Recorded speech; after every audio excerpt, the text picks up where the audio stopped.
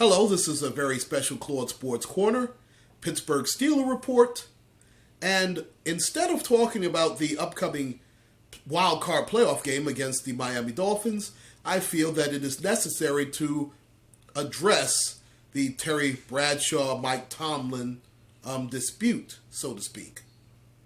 Now, if you haven't been privy to this already, as you know, Terry Bradshaw was very critical of Coach Tomlin by calling him a quote-unquote cheerleader and that he did not consider him a great coach. To this, Tomlin responded by calling Bradshaw unprofessional and disrespectful, saying quote-unquote that he was a Dallas Cowboys fan and that he sided with Hollywood Henderson. And all you real Steeler fans know that it was Hollywood Henderson who described Bradshaw as being so stupid that he couldn't spell cat if you gave him the C and the A. Now, for Bradshaw to say what he did about Coach Tomlin is, I'm not even going to touch the racial aspect of it because, listen, you can read between the lines. He called the man a cheerleader. He questioned his manhood. Now, I understand it could be taken in another context that he was a rah-rah, go-get-em guy, which ironically was the reason that he and Chuck Noll did not get along. And trust me, real Steeler fans know that Chuck Noll had a disdain for Terry Bradshaw. In fact, Bradshaw was benched by the same Chuck Noll in favor of the late, great Jefferson Street Joe Gilliam. And if and when you get a chance, Steeler fans, please look up the name Joe Gilliam.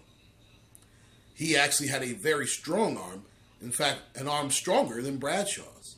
And he was more accurate, but unfortunately, he succumbed to drug use and drug abuse. In fact, Coach Noll once told Joe Gilliam, hey, it seems like you like to have fun. Well, you're going to fund yourself right out of this league. And unfortunately, he did. But I digress. We are talking about the great Coach Tomlin. Now, as far as I'm concerned, Mike Tomlin is the best coach in the NFL. I understand that I'm going to hear a few guys say, well, Belichick is better.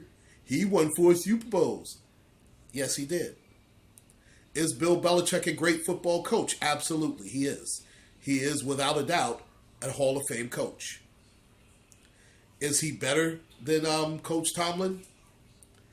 In my opinion, no. In fact, if you want to dispute that, listen, there are two different Belichick coaching eras. See, people tend to forget that with Cleveland, Bill Belichick compiled a record of 36-44 and only made the playoffs once.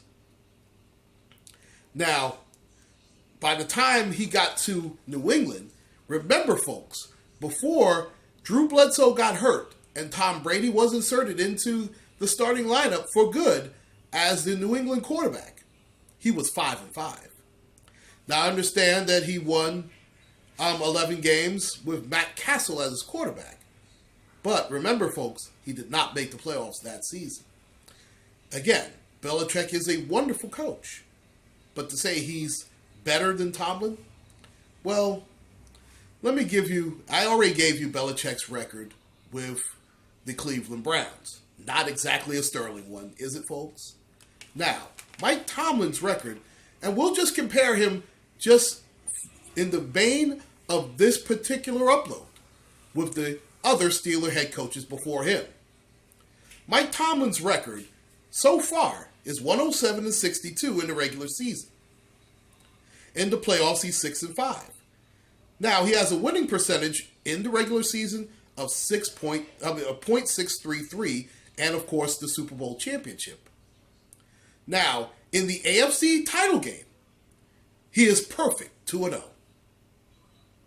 Now let's compare that to the great Chuck Noll, first ballot Hall of Famer, and in my opinion, the greatest Super Bowl coach of all time. In fact, forget my opinion. It's a proven fact. He's 4-0, damn it. No one has a better record than that. Along with his 4-0 sterling record in Super Bowl play, he was 193-148 during the regular season with a 16-8 postseason record and a 4-2 record in the AFC Championship game. Now let's compare that to the predecessor to Mike Tomlin, one Bill Cowher. Now Bill Cowher was 149-90 with a winning percentage of .618, lower than Mike Tomlin. He has one Super Bowl, the exact same as Mike Tomlin. He went there twice, lost one, of course, and I'm going to give him a pass on that first Super Bowl loss. Listen, we had Neil O'Donnell at quarterback. But here is the problem with one Bill Cowher, and this is why I'm upset at Terry Bradshaw. Notice, Bradshaw never questioned Bill Cowher's coaching, whether he was a raw guy. And anybody who's a true Steeler fan knows that Cowher made it more about himself than the actual team. Now, if you want to say Tomlin plays to the cameras a little bit, you know what? He sort of does, and I'll grant you that. But let me tell you something. Bill Cowher was 2-4 in the AFC Championship game, with all 4 losses at home, for God's sake, when he had the best team. Now, he had a 12-9 record in the postseason, which is very respectable. And to be fair, that is a better record than one Mike Tomlin. But you cannot go 2-4 and lose 4 championship games at home. And he lost games where the Steelers could have easily won those. But again, Bradshaw failed to critique Bill Cowher. He did not come heavy on him when he was losing championship games left and right in Heinz Field and Three River Stadium, which was a place where the Steelers never lost an AFC title game. Well, save one, and that was the perfect 72 Dolphins. Now, again, Terry Bradshaw, if you notice, in all the Steeler gatherings when they bring back the 74, 75 teams, the 78, 79 teams, Bradshaw is conspicuously absent from all of these. Why? Well, let's face it, Terry Bradshaw was not exactly beloved in the locker room. But again, he's entitled to his opinion. But as far as I'm concerned, he's totally out of line in critiquing Mike Tomlin.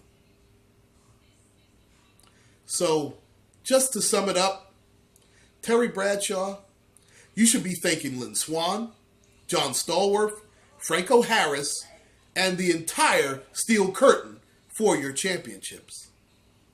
And as far as I'm concerned, Terry Bradshaw, you need to shut the fuck up. Please like and subscribe, ladies and gentlemen. This is Claude Sports Corner, the Pittsburgh Steelers Report. Take care and God bless.